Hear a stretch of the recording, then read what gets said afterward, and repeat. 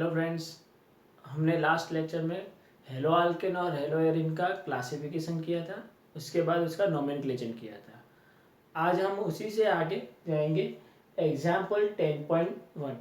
तो एग्जाम्पल 10.1 में हमको क्या करना है? Draw the structure of the all the 8 structural isomer that have the molecular formula C5H11Br. C5H11Br. Name each isomer according to IUPAC system and classify them as primary, secondary and tertiary bromide. तो पहले हमको क्या करना है, इसका isomer बनाना है। वो भी हमको बता दिया है कितना आइसोमर बनाना है। हमको 8 आइसोमर बनाना है, स्ट्रक्चरल आइसोमर बनाना है। तो 8 स्ट्रक्चरल आइसोमर बनाने के बाद उन सभी का क्या करना है, हमको आईयूपीएसी सिस्टम के हिसाब से उसका नोमेनक्लेचर करना है। उसके बाद उसका क्लासिफिकेशन करना है। किसमें क्लासिफिकेशन करना है? प्राइमरी, सेकेंडरी, टर्सरी ब्रोमाइड के अंदर। तो इसके अंदर हमको इसका क्लासिफिकेशन करना है। तो हम यहाँ पे पहले जो है स्ट्रक्चरल आइसोमर्स जो है वो सारे बना देंगे। तो फर्स्ट हम यहाँ पे क्या करेंगे कि पहले सारे आइसोमर बनाते हैं। तो आइसोमर बनाने के लिए हमको क्या करना है कि पहले यहाँ देखो C5H11Br है। तो C5H11 यानी कि यहाँ पे हो गया आपका ये अल्केन चेन, और ये अल्केन चेन के अंदर एक ब्रोमीन है यहाँ पे। तो पहले तो हम यहाँ पे जो भी आइसोमर बनाना है तो वो आइसोमर के अंदर हम देखेंगे C5 वाले। तो C5 वाले यानी कि 5 कार्बन की लॉन्गेस्ट चेन वाले। तो पहले हम वो बनाएंगे। उसके बाद उसमें जहाँ जहाँ भी ब्रोमीन आ सकता है वहाँ पे लगा देंगे। उसके बाद यहाँ पे उसके सिस्टम के हिसाब से एक CH3 को नीचे निकाल के उसके बाद आगे उसके स्ट्रक्चर आइसोमर बना सकते हैं। तो पहले हम यहाँ पे देखते हैं, क्रम में 1 बाय 1 बनाते जाते हैं। तो पहले तो C5, तो 1 2 3 4 एंड 5। तो 5 कार्बन का लॉन्गेस्ट चेन वाला पहले हम बनाएंगे। और 5 कार्बन का जो लॉन्गेस्ट चेन है उसमें हम नंबरिंग कर देते हैं। हम 1 2 3 4 और 5। अभी यहाँ पे सोचो कि ब्रोमीन हम कहाँ कहाँ लगा सकते हैं। तो ब्रोमीन हम फर्स्ट कार्बन पे लगा सकते हैं, सेकंड पे लगा सकते हैं, थर्ड पे लगा सकते हैं, मगर 4 पे नहीं जा सकते। 4 पे जाएंगे तो नंबरिंग यहाँ से हो जाएगा, इसलिए हम यहाँ से नहीं कर सकते। तो यहाँ से जा रहे हैं तो 1 2 एंड 3। अगर यहाँ डालते हैं तो 1 2 ये सेकंड हो जाएगा, तो वो सेकंड वाला तो आ गया। तो हमारे 3 आइसोमर तो यहाँ पे इस तरीके से बन जाएंगे। तो फर्स्ट पे हम डाल रहे हैं यहाँ पे ब्रोमीन, तो यहाँ ब्रोमीन आ गया। तो उसके बाद हम क्या करेंगे, यहाँ पे बाकी के जो हाइड्रोजन बचे वो लगा देते हैं, CH2Br। तो ये हो गया हमारा। उसके बाद इसका सेकंड वाला क्या होगा कि ब्रोमीन फर्स्ट पे है तो सेकंड पे ले जाएंगे हम। तो सेकंड कार्बन पे ले जाते हैं।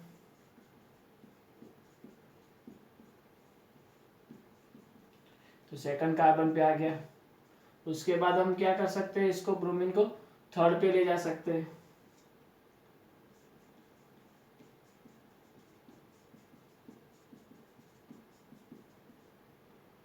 तो ये थर्ड पे आ गया ब्रोमीन। तो 1 2 एंड 3। अभी यहाँ पे 4 पे नहीं ले जा सकते। अगर 4 पे ले जाते तो यहाँ से 1 2 हो जाएगा, तो वो हमारा सेकंड वाला आ चुका है। तो ये 3 टाइप के आइसोमर यहाँ से पॉसिबल है। अभी हम क्या करेंगे कि जब भी हमारे इस तरीके के जो आइसोमर आते हैं तो उसके बाद के पहले जो लॉन्गेस्ट चेन वाले थे वो हमने बना लिए।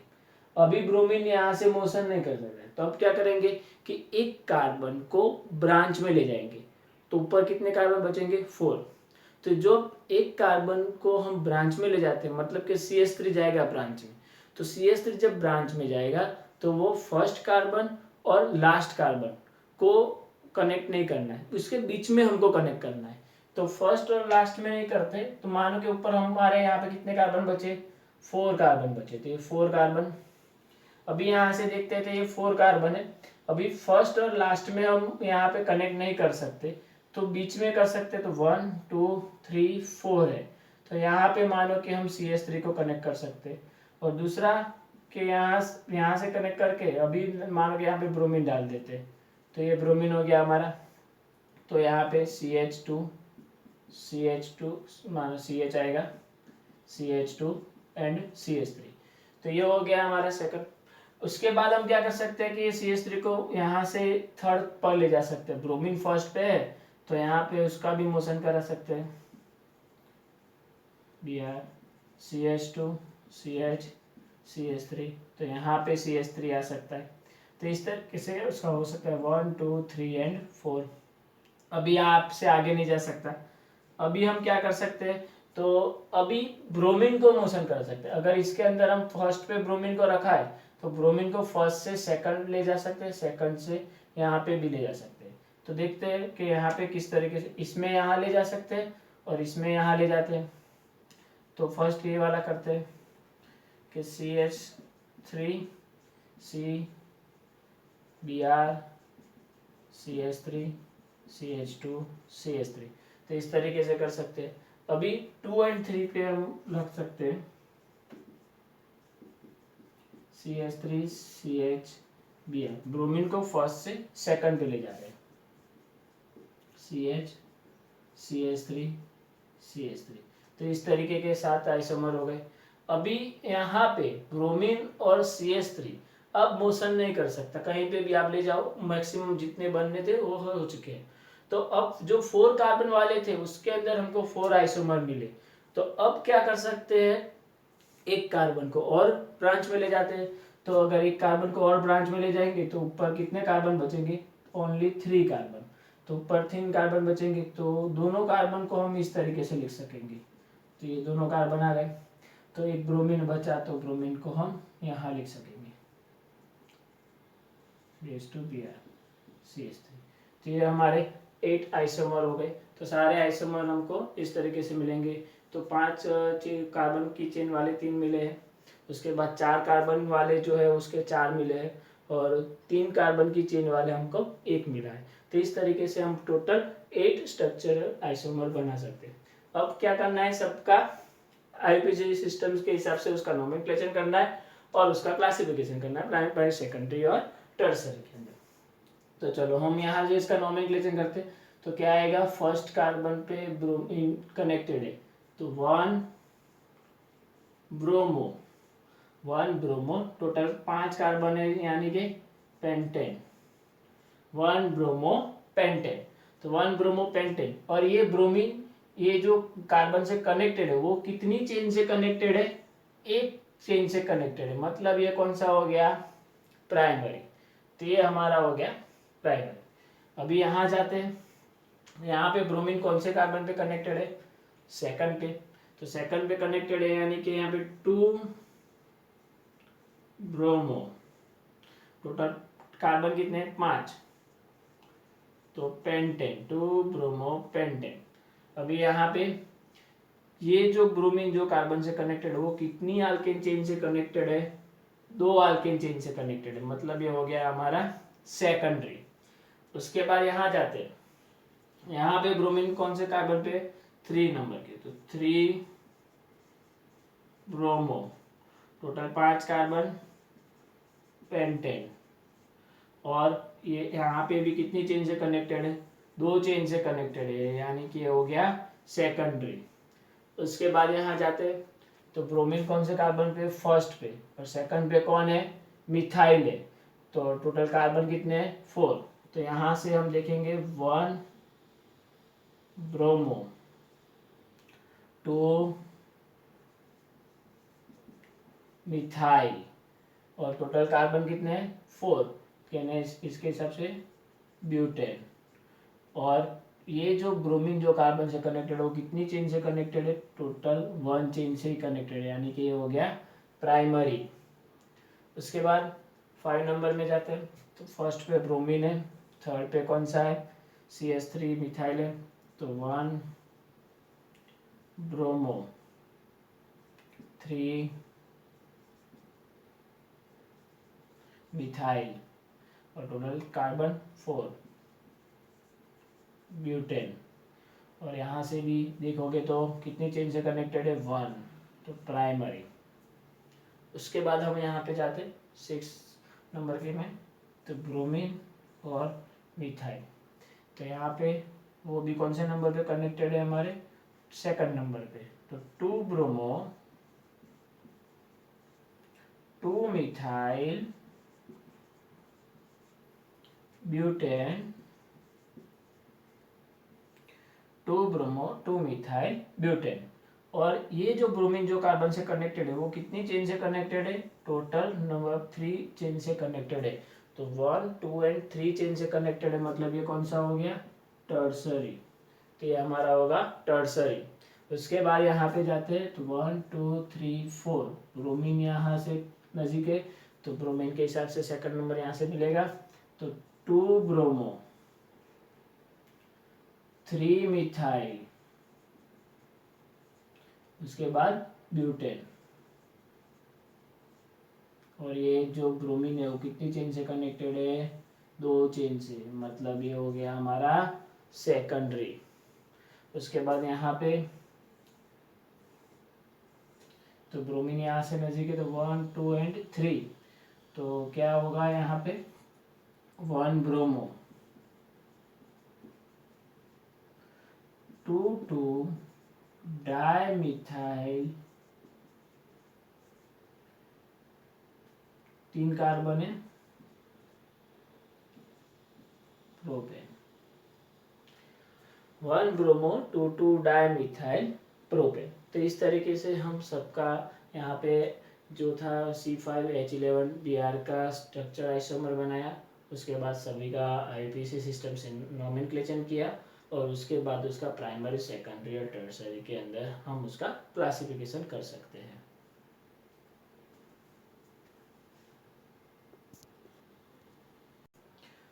अब हम यहाँ से देखेंगे एग्जाम्पल नंबर 10.2। तो right IUPAC name of the following. यहाँ पे 6 हमको फॉर्मूला दिए हुए हैं, ये 6 फॉर्मूला का हमको IUPAC नाम करना है। तो इस नोमेनक्लेचर करने से पहले हम यहाँ देखेंगे कि हर एक कंपाउंड में कौन से फंक्शनल ग्रुप प्रेजेंट है। तो आप देखोगे ना, तो 6 कंपाउंड के अंदर एक आल्किन प्रेजेंट है, हर एक जगह देखोगे तो यहाँ पे आल्किन प्रेजेंट है, और हर एक जगह यहाँ पे एक ब्रोमीन प्रेजेंट है। तो ये दोनों यहाँ पे प्रेजेंट है। तो हमको पता है इस हिसाब से कि किसकी रिएक्टिविटी ज़्यादा होती है? आल्किन की। तो आल्किन की रिएक्टिविटी ज़्यादा है, तो हम क्या करेंगे कि हर एक कंपाउंड के अंदर फर्स्ट क्या करेंगे कि लॉन्गेस्ट चेन सिलेक्ट करेंगे। लॉन्गेस्ट चेन सिलेक्ट करने के बाद आल्किन कहाँ से हमको नजीक पड़ रहा है उसी साइड से उसका नंबरिंग कर देंगे। तो इस हिसाब से हम देखते हैं, तो यहाँ पे तो 1, 2, 3, 4 एंड 5, तो टोटल 5 कार्बन का लॉन्गेस्ट चेन है। ये 5 कार्बन के लॉन्गेस्ट चेन के अंदर हम देखेंगे तो 1, 2, तो ये सेकंड नंबर पे आ रहा है, और यहाँ से देखेंगे तो 1, 2, 3 यहाँ से थर्ड नंबर पे आ रहा है। तो ये जो 5 कार्बन का जो लॉन्गेस्ट चेन है, तो इसके हिसाब से यहाँ पे सेकंड नंबर पे आल्कीन आ रहा है। तो ये हमारा नंबरिंग हो जाएगा 1, 2, 3, 4 एंड 5, क्योंकि सेकंड नंबर पे आल्कीन आ रहा है। और फोर्थ नंबर पे हमारा कौन सा है? ब्रोमीन। तो क्या नाम होगा इसका? 4 ब्रोमो, 4 ब्रोमो पेंट 2 इन, 4 ब्रोमो पेंट 2 इन। तो इस हिसाब से इसका नाम नोमेनक्लेचर कर सकते हैं। अभी यहाँ पे देखते हैं तो दोनों जगह हाइड्रोजन है, तो यहाँ से ही हमको फर्स्ट नंबर करना पड़ेगा। तो ये फर्स्ट हो गया, यहाँ सेकंड, अभी थर्ड यहाँ पे भी जा सकते हैं, यहाँ भी थर्ड है, यहाँ पे 4 भी है, तो यहाँ पे ही हम जाएंगे, sorry first, second, third and 4। तो इस हिसाब से तो यहाँ पे सेकंड पे कौन आ गया? मिथाइल। थर्ड पे कौन आ गया? ब्रोमीन आ गया। तो क्या नाम होगा इसका? तो 3 ब्रोमो 2 मिथाइल, और टोटल कितने कार्बन है? 4। तो ब्यूट, और सेकंड पे इन है, ब्यूटोइन, ब्यूटोइन। तो इस हिसाब से यहाँ पे उसका नोमेनक्लेचर कर सकते हैं। उसके बाद थर्ड में देखते हैं, तो यहाँ पे 1, 2, 3, 4 एंड 5, तो ये लॉन्गेस्ट चेन है हमारा। तो 5 कार्बन का लॉन्गेस्ट चेन हो गया हमारा। तो यहाँ पे ब्रोमीन है, यहाँ पे मिथाइल है, तो क्या नोमेनक्लेचर हो सकता है इसका?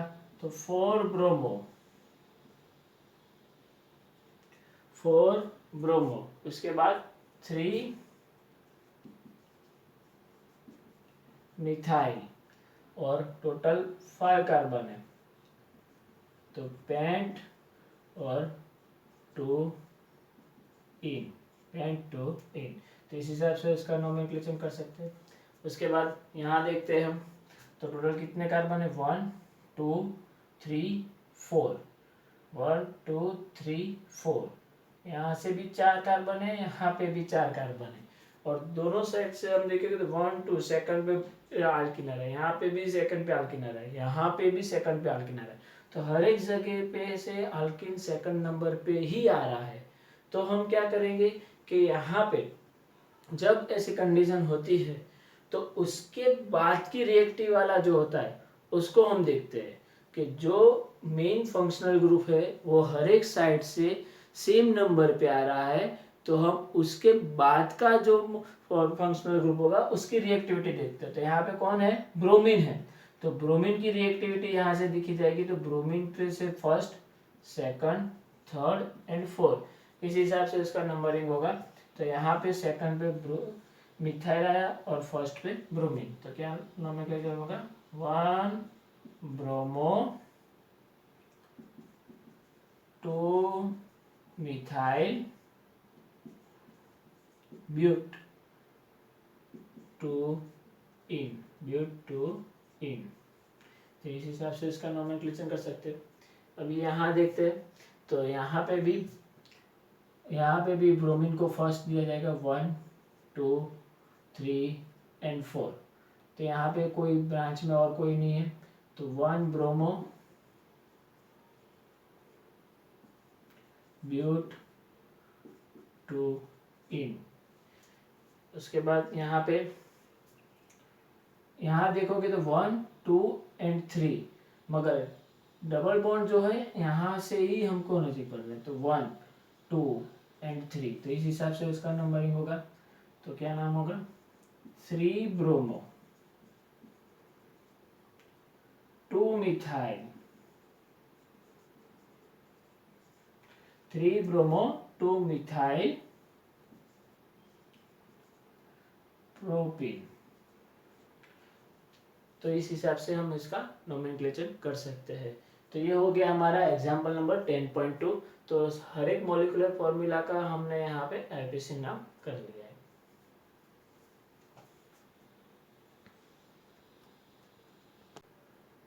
अभी हम आगे देखेंगे इंटेक्स्ट क्वेश्चन। तो इंटेक्स्ट क्वेश्चन के अंदर 10.1 right the structure of the following compound. हमको यहाँ पे सारे कंपाउंड के नेम दिए हुए हैं और इसके हिसाब से हमको इसका स्ट्रक्चर बनाना है।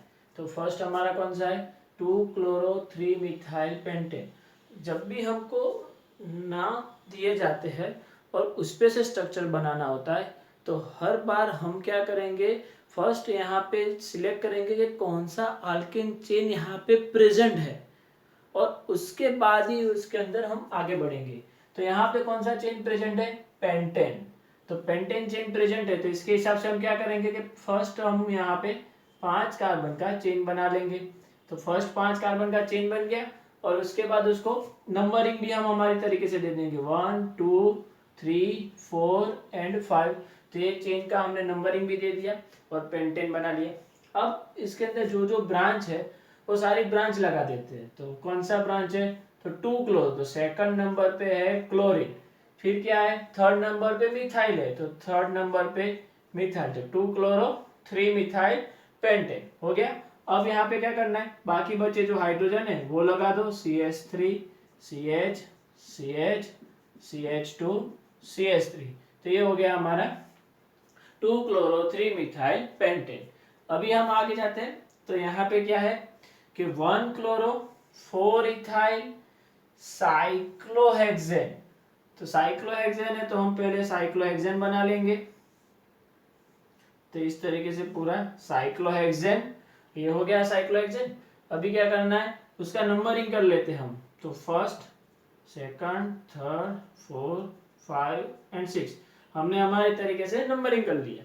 अब फर्स्ट नंबर पे कौन है, क्लोरीन, तो फर्स्ट पे क्लोरीन, तो 1 क्लोरो, फिर 4 इथाइल, तो 4 नंबर पे इथाइल, तो CH2 CH3, तो 1 क्लोरो 4 इथाइल साइक्लोहेक्सेन। तो इस तरीके से ये इसका स्ट्रक्चर हो गया। अभी हम आगे देखते हैं, यहाँ पे क्या दिया हुआ है हमको, हेप्टेन दिया हुआ है।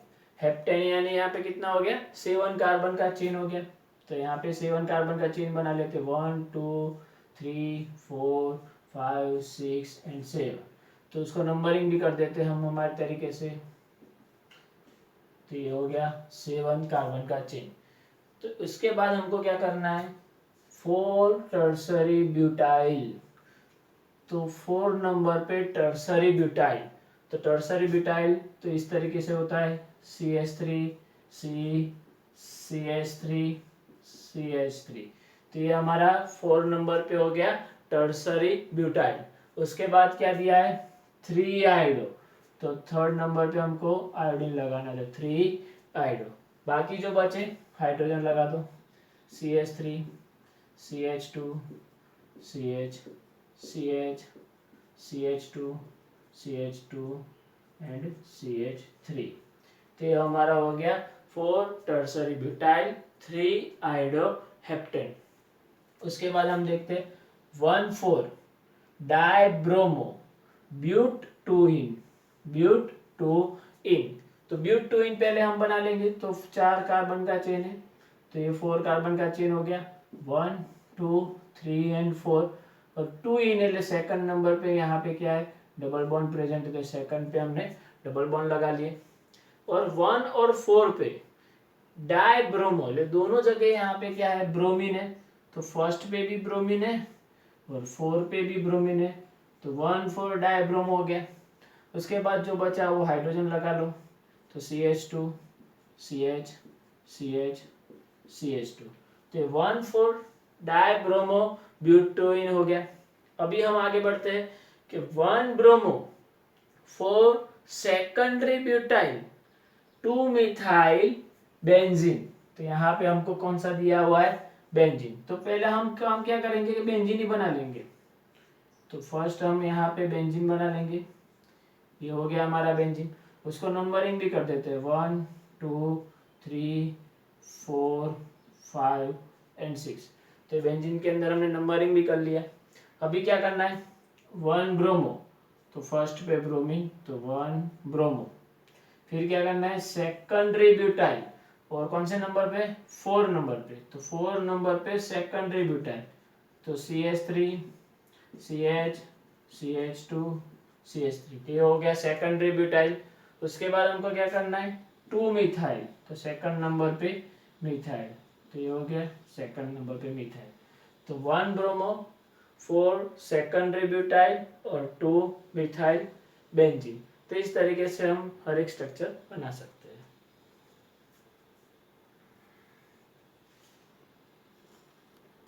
अभी हम आगे देखेंगे nature of CX bond. Nature of CX bond के अंदर हम देखेंगे कि कार्बन के साथ हेलोजन कनेक्टेड। तो जो कार्बन है तो वो कार्बन हम यहाँ पे इस तरीके से दिखाएंगे, और हेलोजन। तो कार्बन के पास कितने वैलेंस इलेक्ट्रॉन होते हैं, 4, मैक्सिमम 4 वैलेंस इलेक्ट्रॉन होते हैं। और हेलोजन के पास यहाँ पे 1 2 3 4 5 7, टोटल 7 इलेक्ट्रॉन है। तो यहाँ पे जिसके पास कम इलेक्ट्रॉन है उसकी इलेक्ट्रोनेगेटिविटी कम होगी, और जिसके पास इलेक्ट्रॉन ज्यादा है वो एलिमेंट की इलेक्ट्रोनेगेटिविटी क्या होगी, ज्यादा होगी। तो इसकी इलेक्ट्रोनेगेटिविटी कम होगी और इसकी इलेक्ट्रोनेगेटिविटी ज्यादा होगी।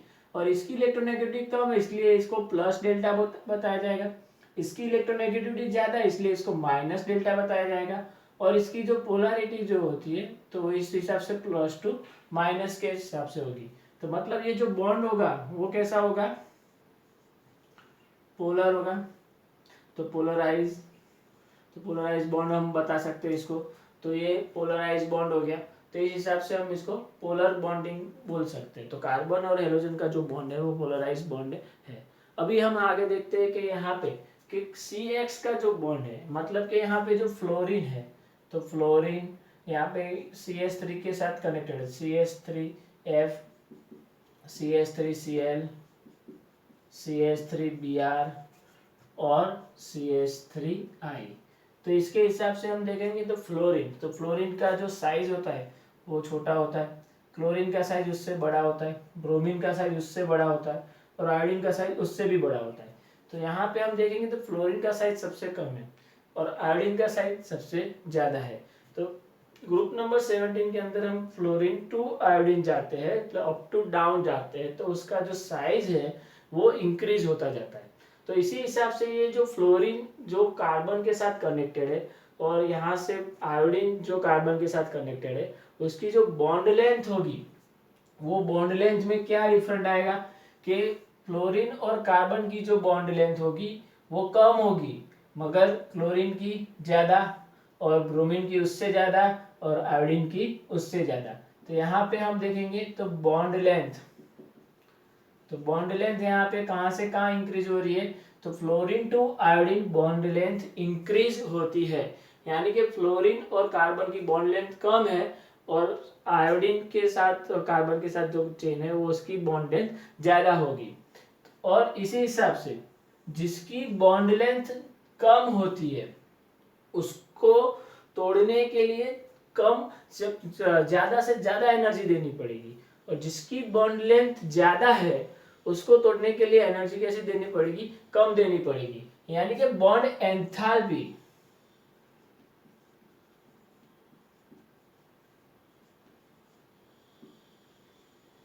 बॉन्ड एंथैल्पी, तो बॉन्ड एंथैल्पी यहाँ पे देखेंगे तो बॉन्ड एंथैल्पी इसकी कैसी होगी, सबसे कम होगी, और इसकी बॉन्ड एंथैल्पी कैसी होगी, सबसे ज्यादा होगी।